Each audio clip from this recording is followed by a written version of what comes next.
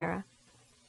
"Suppose Miss Elliot takes charge of the housekeeping, and I have nothing to do with it. Will you stay?"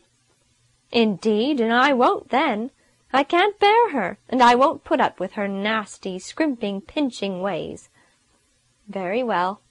Then you will have to go," I said with great dignity, though just ready to cry. Ernest, on being applied to for wages, undertook to argue the question himself. "My sister will take the whole charge," he began. "And may, and welcome for all me," quoth Sarah. "I don't like her, and never shall." "Your liking or disliking her is of no consequence whatever," said Ernest. "You may dislike her as much as you please, but you must not leave us." "Indeed, and I'm not going to stay and be put upon by her," persisted Sarah. So she has gone. We had to get dinner ourselves. That is to say, Martha did, for she said I got in her way, and put her out with my awkwardness. I have been running hither and thither to find some angel who will consent to live in this ill-assorted household. Oh, how different everything is from what I had planned! I wanted a cheerful home, where I could be the center of every joy, a home like Auntie's, without a cloud. But Ernest's father sits, the personification of a silent gloom, like a nightmare on my spirits. Martha holds me in disfavor and contempt. Ernest is absorbed in his profession, and I hardly see him. If he wants advice, he asks it of Martha, while I sit, humbled, degraded, and ashamed, wondering why he ever married me at all. And then comes interludes of wild joy, when he appears just as he did in the happy days of our bridal trip. And I forget every grievance, and hang on his words, and looks like one intoxicated with bliss. October 2nd. There has been another explosion. I held in as long as I could, and then flew into 10,000 pieces. Ernest had got into the habit of helping his father and sister at the table, and apparently forgetting me. It seems a little thing, but it chafed and fretted my already irritated soul, till at last I was almost beside myself. Yesterday they all three sat eating their breakfast, and I, with empty plate, sat boiling over and looking on, when Ernest brought things to a crisis by saying to Martha, "If you can find time today, I wish you would go out with me for half an hour or so. I want to consult you about—" "Oh," I said, rising, with my face all in a flame, "do not trouble yourself to go out in order to escape me. I can leave the room, and you can have your secrets to yourselves, as you do your breakfast." I don't know which struck me most, Ernest's appalled, grieved look, or the glance exchanged between Martha and her father. He did not hinder my leaving the room, and I went upstairs, as pitiable an object as could be seen. I heard him go to his office, then take his hat and set forth on his rounds. What wretched hours I passed, thus left alone! One moment I reproached myself, the next I was indignant at the long series of offences that had led to this disgraceful scene. At last Ernest came. He looked concerned, and a little pale. "Oh, Ernest," I cried, running to him, "I am so sorry I spoke to you as I did. But indeed I cannot stand the way things are going on. I am wearing all out. Everybody speaks of my growing thin. Feel of my hands. They burn like fire." "I knew you would be sorry, dear," he said. "Yes, your hands are hot, poor child." There was a long, dreadful silence, and yet I was speaking, and perhaps he was. I was begging and beseeching God not to let us drift apart, not to let us lose one jot or tittle of our love to each other, to enable me to understand my dear, dear husband, and make him understand me.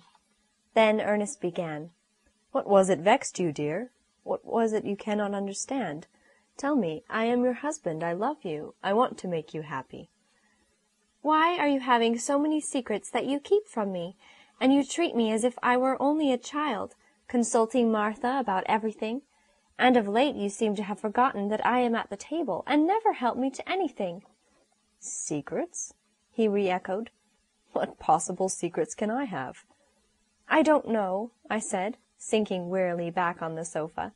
"Indeed, Ernest, I don't want to be selfish or exacting, but I am very unhappy." "Yes," I see it, poor child.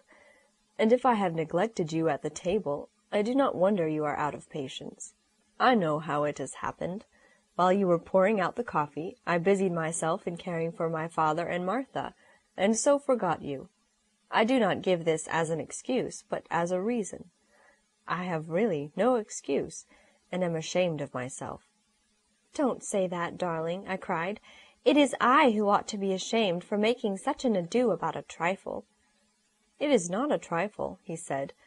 "And now to the other points. I dare say I have been careless about consulting Martha, but she has always been a sort of oracle in our family, and we all look up to her. And she is so much older than you. Then as to the secrets, Martha comes to my office to help me look over my books. I have been careless about my accounts, and she has kindly undertaken to attend to them for me." "Could not I have done that?" "No, why should your little head be troubled about money matters? But to go on, I see that it was thoughtless in me not to tell you what we were about, but I am greatly perplexed and harassed in many ways. Perhaps you would feel better to know all about it. I have only kept it from you to spare you all the anxiety I could." "Oh, Ernest," I said, "ought not a wife to share in all her husband's cares?" "No," he returned, "but I will tell you all that is annoying me now. My father was in business in our native town, and went on prosperously for many years. Then the tide turned. He met with loss after loss, till nothing remained but the old homestead, and on that there was a mortgage. We concealed the state of things from my mother. Her health was delicate, and we never let her know a trouble we could spare her. Now she has gone, and we have found it necessary to sell our old home, and to divide and scatter the family. My father's mental distress, when he found others suffering from his own losses, threw him into the state in which you see him now. I have therefore assumed his debts, and with God's help hope in time to pay them to the uttermost farthing. It will be necessary for us to live economically until this is done. There are 2 pressing cases that I am trying to meet at once. This has given me a preoccupied air, I have no doubt, and has made you suspect and misunderstand me. But now you know the whole, my darling." I felt my injustice and childish folly very keenly, and told him so. "But I think, dear Ernest," I added, "if you will not be hurt at my saying so, that you have led me to it, by not letting me share at once in your cares. If you had at the outset just told me the whole story, you would have enlisted my sympathies in your father's behalf, and in your own. I should have seen the reasonableness of your breaking up the old home and bringing him here, and it would have taken the edge off my bitter, bitter disappointment about my mother." "I feel very sorry about that," he said. "It would be a real pleasure to have her here, but as things are now, she could not be happy with us." "There is no room," I put in. "I am truly sorry. And now my dear little wife must have patience with her stupid, blundering old husband, and we'll start together, once more, fair and square. Don't wait next time till you are so full that you boil over. The moment I annoy you by my inconsiderate ways, come right and tell me." I called myself all the horrid names I could think of. "May I ask one more thing, now we are upon the subject?" I asked at last. "Why couldn't your sister Helen have come here instead of Martha?" He smiled a little. "In the first place, Helen would be perfectly crushed if she had the care of father in his present state. She is too young to have such responsibility.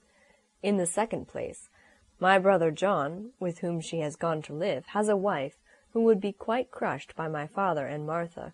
She is one of those little, tender, soft souls one could crush with one's fingers. Now you are not of that sort. You have force of character enough to enable you to live with them, while maintaining your own dignity and remaining yourself in spite of circumstances." "I thought you admired Martha above all things, and wanted me to be exactly like her." "I do admire her, but I do not want you to be like anybody but yourself." "But you nearly killed me by suggesting that I could take heed how I talked in your father's presence." "Yes, dear, it was very stupid of me. But my father has a standard of excellence in his mind by which he tests every woman. This standard is my mother. She had none of your life and fun in her, and perhaps would not have appreciated your droll way of putting things any better than he and Martha